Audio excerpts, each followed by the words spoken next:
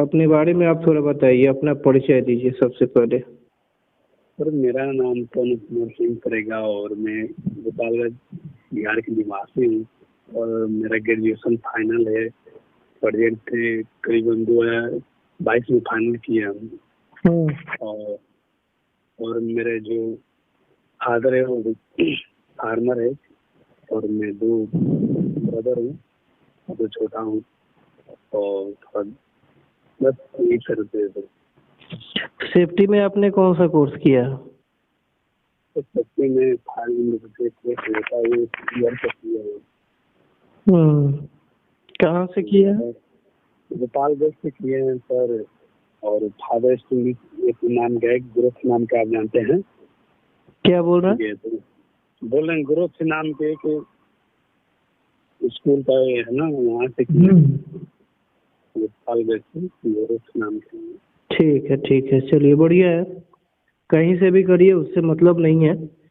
बस हमारा जो काम है वो है आपको ट्रेंड करना, आप इंटरव्यू बेहतर तरीके से कैसे फेस कर सके। ये तो किसी भी इंस्टीट्यूट का काम है पढ़ाना, लेकिन क्या है कि वो लोग प्रिपेयर नहीं कर पाते हैं कि आपको इंटरव्यू कैसे फेस कराए।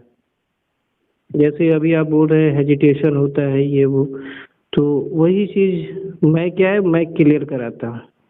हाँ, मतलब फर्स्ट बार है, 1 बार 2 बार करेंगे, उसके बाद जो मेरा आप उसके लिए बेफिक्र रहिए, ठीक है। जैसे मैं आपसे बात कर रहा हूँ, इन द सेम वे आपसे कंपनी के जो भी इंटरव्यूअर होंगे, HR होंगे, है ना, सेफ्टी इंचार्ज होंगे, कोई भी अगर कॉल कर रहा है आपके पास तो सेम ऐसे ही बात करेंगे जैसे मैं आपसे बात कर रहा हूँ, ठीक है। हेजिटेशन कब होता है? जब आपके पास नॉलेज की कमी है। दूसरा, हेजिटेशन का कोई बात नहीं होता है। नहीं, देखिए बात यह है कि नॉलेज से मतलब थोड़ा बोलने का जो लैंग्वेज होता है ना, वो हम लोग को मतलब हमको पकड़ नहीं पाते और भूल जाते हैं। और बेस्ट बनाने के चक्कर में हम लोग उसको और खराब कर जाते हैं। नहीं, देखिए आपका जो रिदम है उसी रिदम में बोलिए, है ना। जिस लय में आप बोलते हैं, जिस लैंग्वेज में बोलते हैं, उसी लैंग्वेज में बोलिए। आर्टिफिशियल लैंग्वेज बोलने की कोई जरूरत नहीं है। हाँ, ये तो बात। हाँ, चलिए ठीक है। अच्छा, ये बताइए, आप सेफ्टी में डिप्लोमा किए हैं, कब किए थे? 2022 में? 2022 में मेरा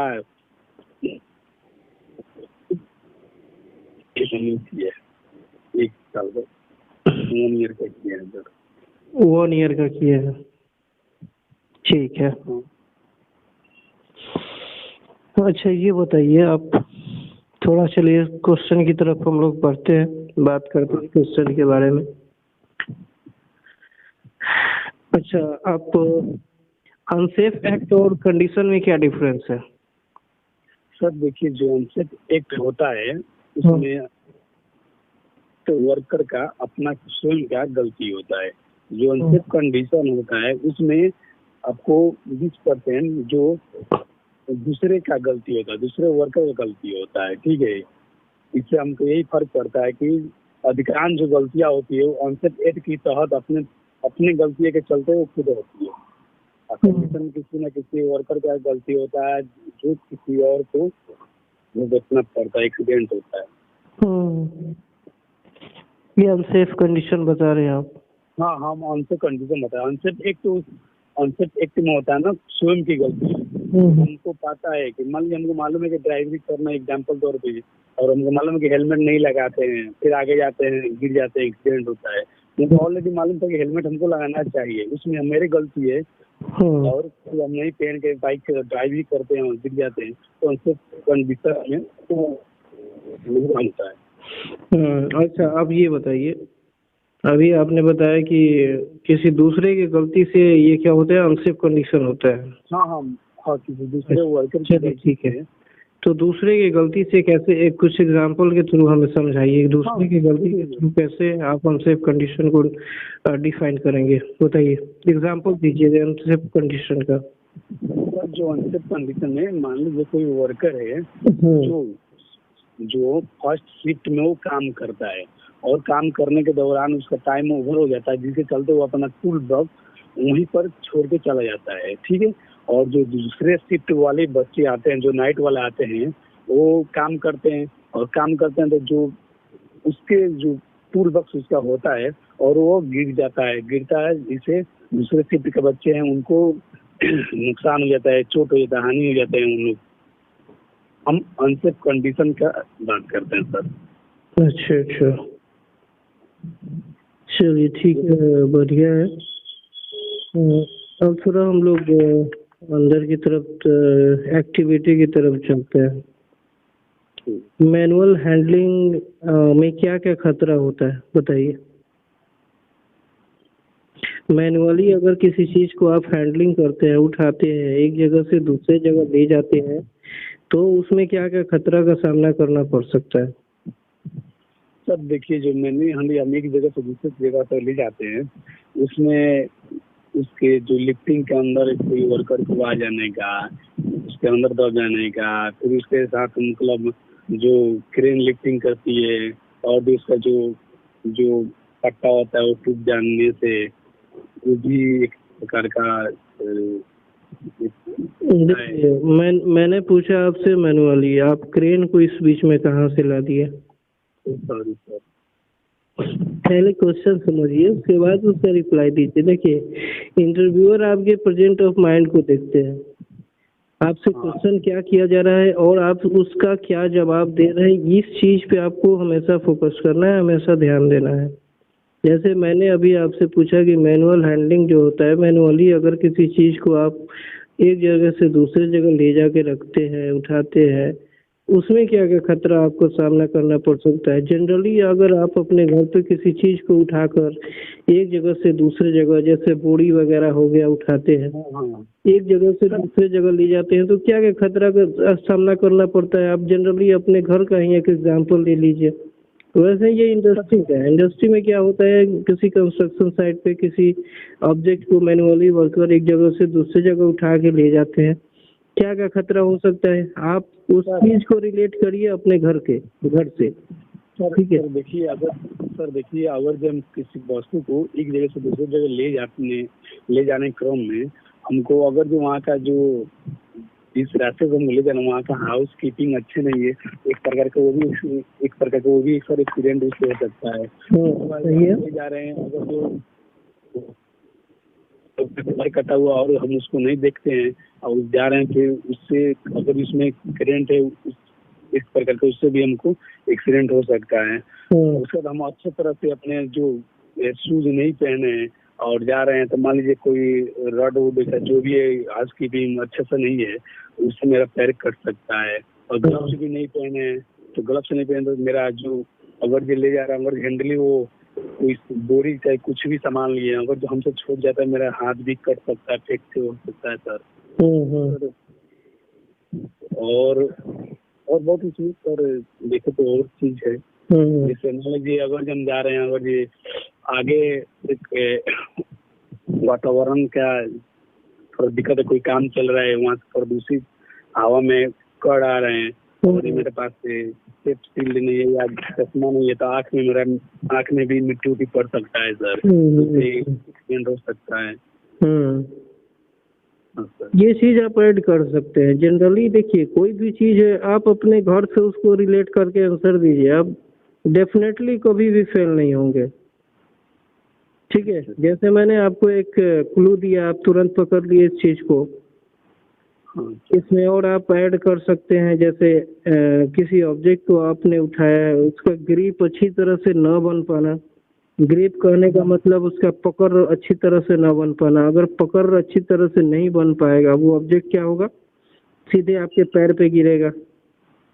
उसके बाद क्या, कोई ऐसे ऑब्जेक्ट को आप उठा के एक जगह से दूसरे जगह ले जाते हैं जिसमें क्या हो, शार्प एज हो, यानी उसका जो किनारा हो वो क्या हो, नुकीला हो, तो वो भी आपके लिए खतरा हो सकता है। रास्ते पे किसी तरह का कोई फिसलन वाला चीज गिरा हो पाथवे पे, अगर उसके थ्रू आप जाते हैं, वो भी आपके लिए खतरा साबित हो सकता है। कोई ऐसे ऑब्जेक्ट को आपने उठाया है जिससे आपके सामने वाले जो रास्ता है वो आपको प्रॉपर तरीके से दिखाई नहीं दे, ये भी आपके लिए खतरा है। तो ये सारा चीज आप बता सकते हैं, बोल सकते हैं। लिमिट से ज्यादा अगर आप हैवी ऑब्जेक्ट उठाते हैं अपने लिमिट से ज्यादा, वो भी आपके लिए खतरा है।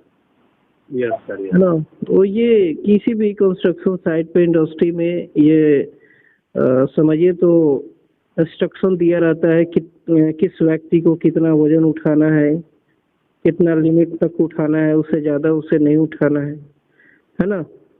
अब क्या रेलिवेंट अगर आपसे प्रिकॉशन पूछा जाए कि इसका आप मैनुअल हैंडलिंग का प्रिकॉशन बताइए, क्या क्या आप सुरक्षा सावधानियां बता सकते हैं। अब जैसे आपने हजार्ड बताया, उसके जस्ट अपोजिट आप क्या बताएंगे, उसका प्रिकॉशन बताएंगे। तो क्या क्या आप प्रिकॉशन दे सकते हैं मैनुअल हैंडलिंग करते समय। सर देखिए, मैंने हैंडलिंग समय हम देंगे कि हमको जो ऑब्जेक्ट उठाना है वो हम जो लिमिट से ही उठाए, ज़्यादा नहीं उठाए। और उसके बाद जो हम ऑब्जेक्ट उठा रहे हैं उसको अच्छे तरीके से उसको हम उठाएं, उसको जिससे कि मेरा हाथ न कटे। और अगर जो हमको स्पष्ट दिखाई दे रहा है, मतलब एक जगह दूसरे जगह ले जाना है, तो वो अच्छे हाउस कीपिंग एरिया है, उस एरिया से हम जाएं। और उसके साथ हम अपना जो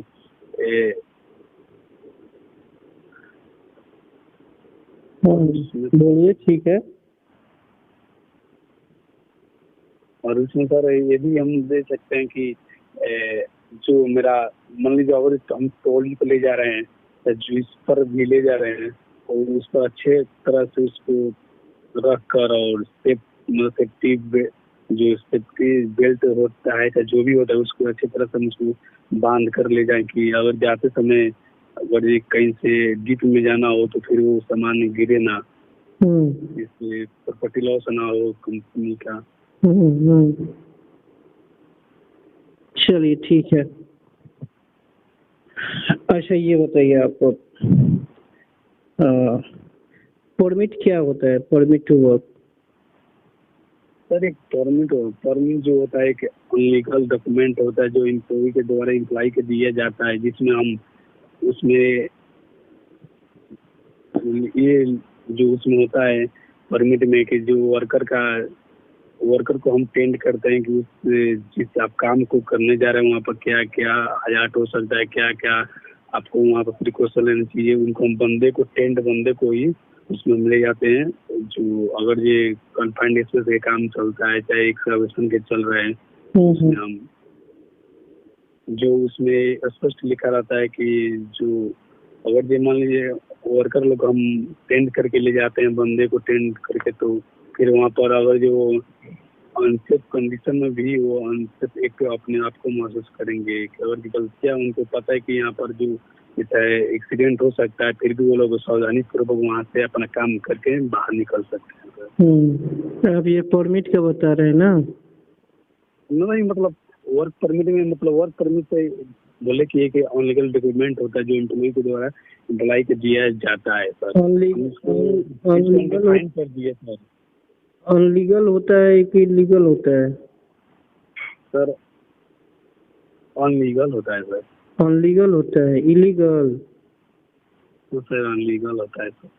इलीगल मतलब गैर कानूनी। हाँ क्या क्या सर? इलीगल का मतलब गैर कानूनी होता है और लीगल का मतलब कानूनी होता है। हाँ तो आप ये बताइए कि ये लीगल डॉक्यूमेंट होता है कि इलीगल होता है। सर अभी आपका लीगल डॉक्यूमेंट के मतलब क्या होता है कि गैर सर एक बार रिपीट कर सकते हैं? आपने बताया कि ये जो परमिट होता है, PTW होता है, ये इलीगल डॉक्यूमेंट होता है। इलीगल डॉक्यूमेंट होता है कि लीगल होता है, ये बताइए। अनलीगल डॉक्यूमेंट होता है। अनलीगल डॉक्यूमेंट होता है। पढ़ाई आपने कहाँ से किया है? Growth academy. हाँ सर। हाँ हाँ सर। अच्छा, ट्रेनर का नाम क्या है?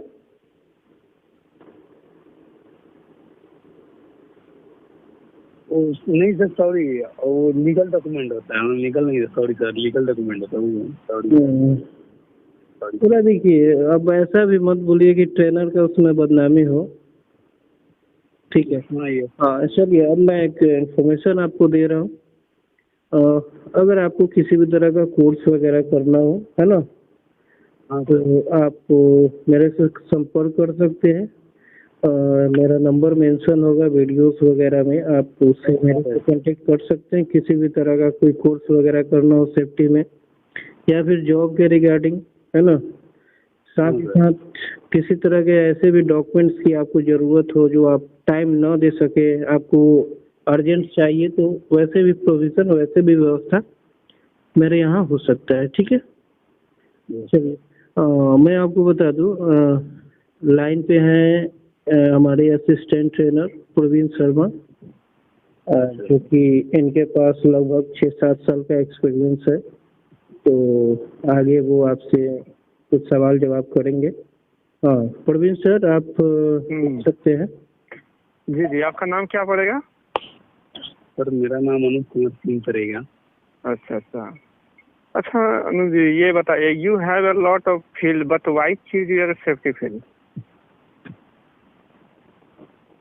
सर इसका हिंदी में सर आप भर सकते प्रयास करें तो। जी जी, आपके पास बहुत सारे ऑप्शन था, मतलब काम करने का, बट हाँ, आप चॉइस मतलब चूज क्यों किए सेफ्टी फील्ड? सर देखिए,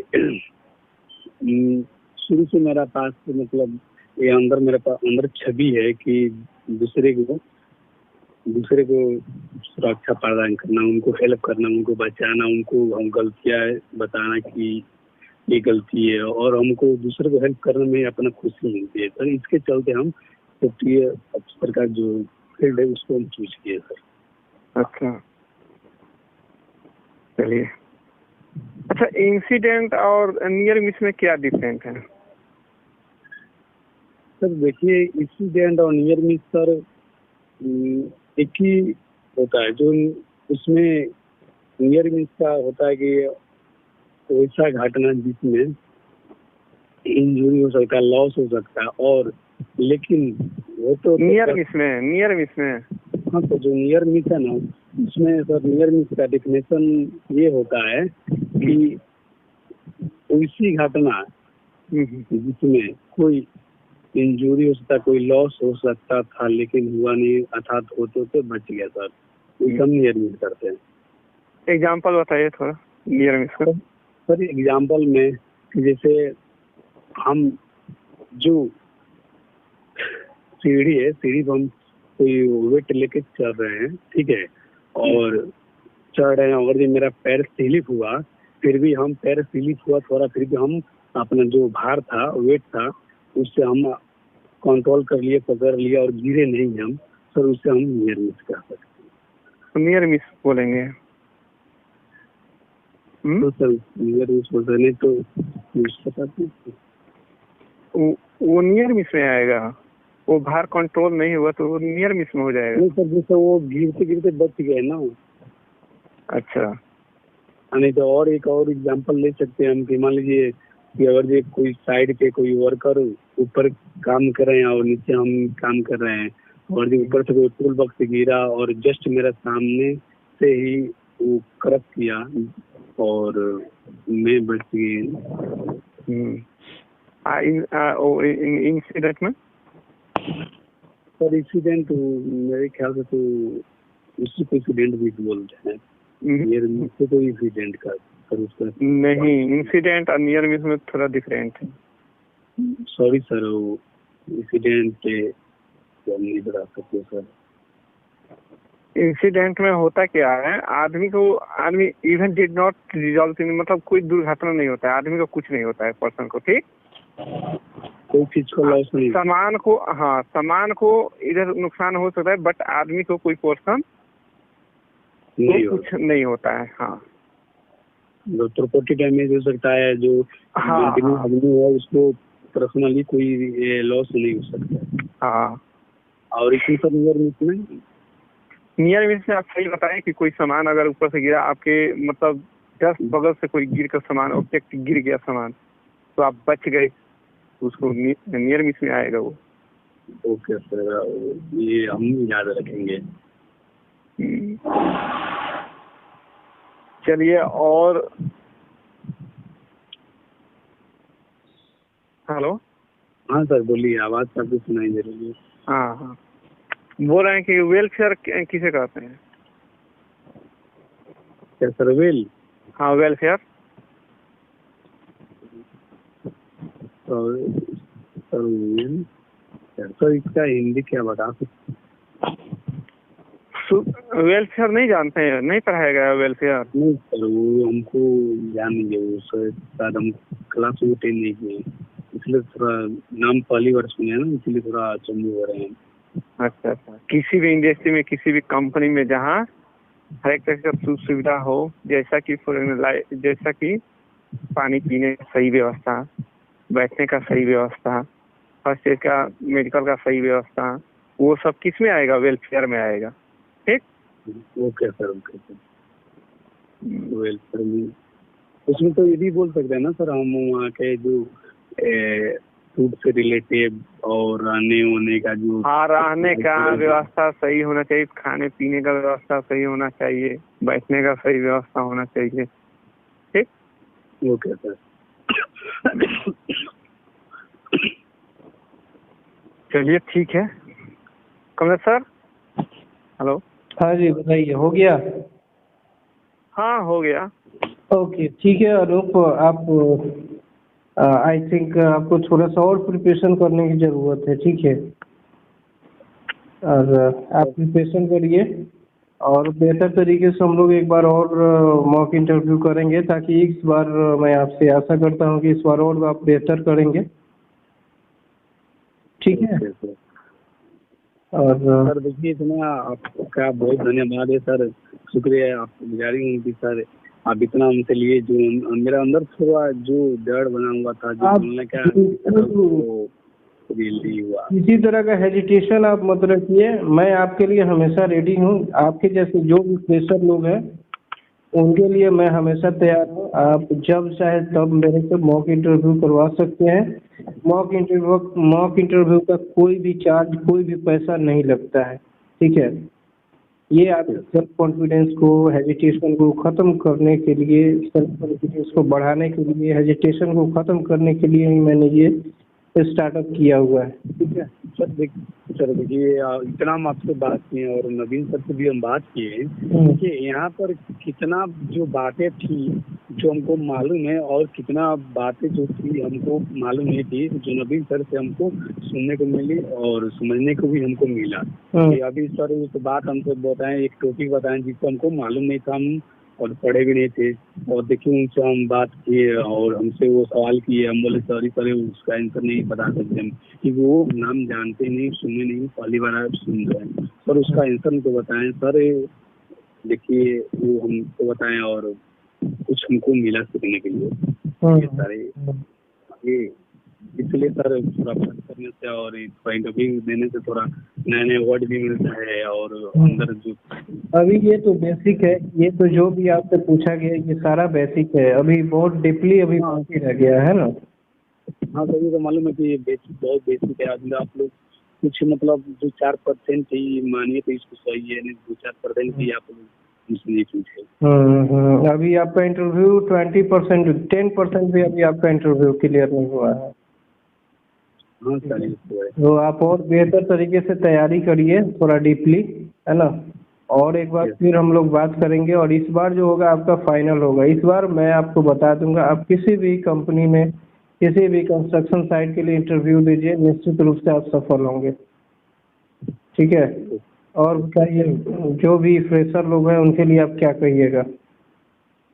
सर देखिए, मेरे जो भी फ्रेशर लोग हैं, जो उनके अंदर डर जो बना हुआ है, जो डर उनके अंदर पैदा हुआ है, उसको डर को बाहर निकाल के फेंके और अपने अंदर के जो टैलेंट है उसको बाहर दिखाएं, और जो भी है फील्ड में उन लोग को के बात बताएं कि आपसे बढ़ के और कोई नहीं, अगर आप चाहे तो वो सब चीज कर सकते हैं।